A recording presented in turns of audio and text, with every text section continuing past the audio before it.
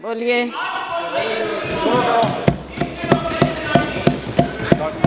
माननीय speaker madam, thank you. Speaker महोदय, आज मैं इस सदन में नहीं कैमरा येऊ देना मैडम, कैमरा। मैडम स्पीकर, मैं आज इस सदन में क्रोध, वेदना और अपमान की भावना लेकर खड़ी हूँ। अपमान उन सिपाहियों का जिनको सीज फायर की ऑर्डर अपने देश के प्रधानमंत्री से नहीं बल्कि एक विदेशी से मिली। वेदना उन परिवारों की जिन्होंने पहलगाम के आतंकी हमले में अपने परिजनों को खो दिया। और क्रोध इस सरकार पर जो आज तक पहलगाम के आतंकी हमलावरों को न पकड़ पाई है और ना ही उनकी कुछ सुराग ढूंढ पाई है। ऑपरेशन सिंदूर नाम सुनने में देशभक्ति का लगता है, लेकिन असल में ये सिर्फ मीडिया पर किया सरकार का एक तमाशा था। कोई नहीं बता रहा है कि इस ऑपरेशन में हासिल क्या हुआ, कितने आतंकी पकड़े गए, हमारे कितने फाइटर जेट्स गिराए गए, कौन जिम्मेदार है, कौन किसकी गलती है। इसका हिसाब देने का दायित्व इस सरकार का है, मगर देश में सवाल पूछने पर ही पाबंदी है, क्योंकि ये सरकार सवाल सुनना ही नहीं चाहती है, बल्कि ये सरकार जवाबदेही से ही भागती है। अध्यक्ष महोदय, आज की परिस्थितियों को देख मुझे रोम में बने कॉलिसियम की याद आती है।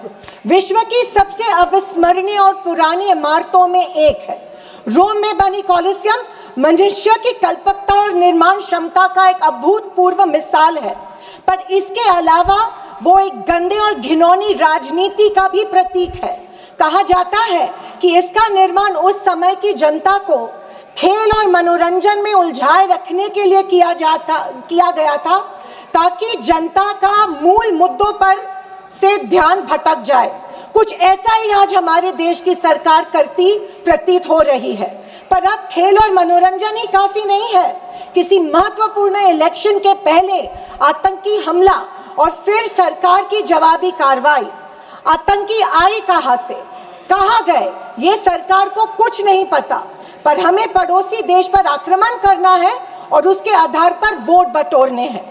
पहलगाम के आतंकी हमले में मारे गए बेगुनाहों की अभी चिता भी ठंडी नहीं हुई थी कि देश के प्रधानमंत्री बिहार में चुनावी रैली संबोधित करने गए।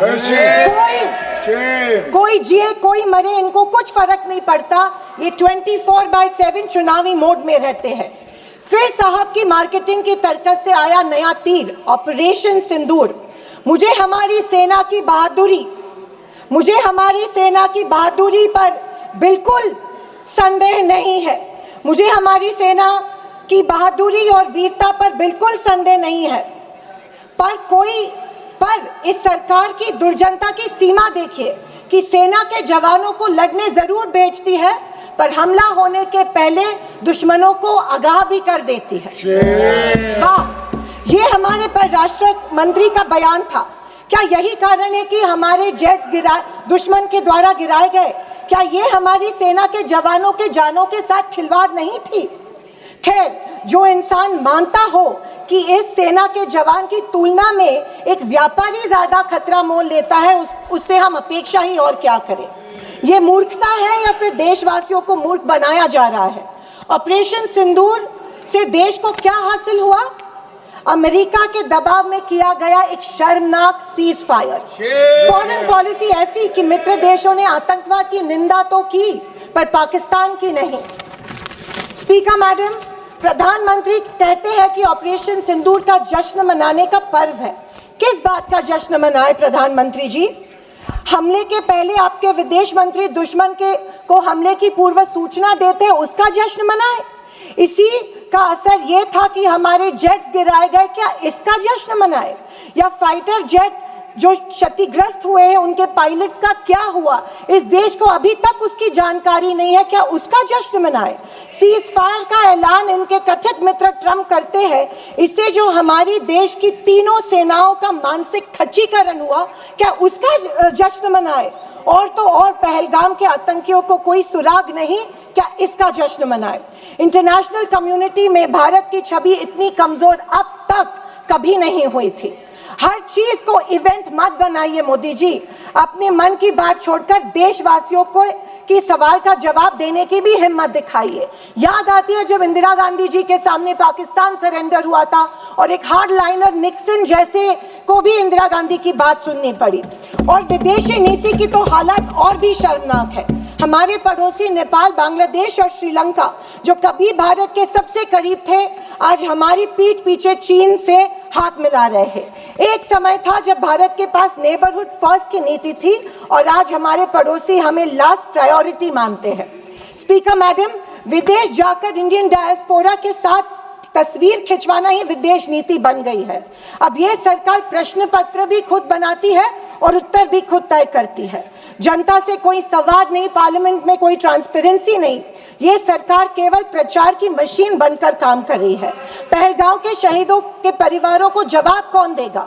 सरकार की कूटनीति की असफलताओं को जवाब कौन देगा? चीन की बढ़ती घुसपैठ और पड़ोसी देशों की बेरुखी का जवाब कौन देगा? अगर सरकार जवाब नहीं देती है तो सरकार को सत्ता में बने रखने का कोई अधिकार नहीं है।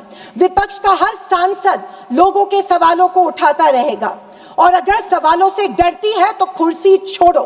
ये कुर्सी, ये पद जवाबदेही का है, सिर्फ इवेंट सेलिब्रेशन का नहीं है।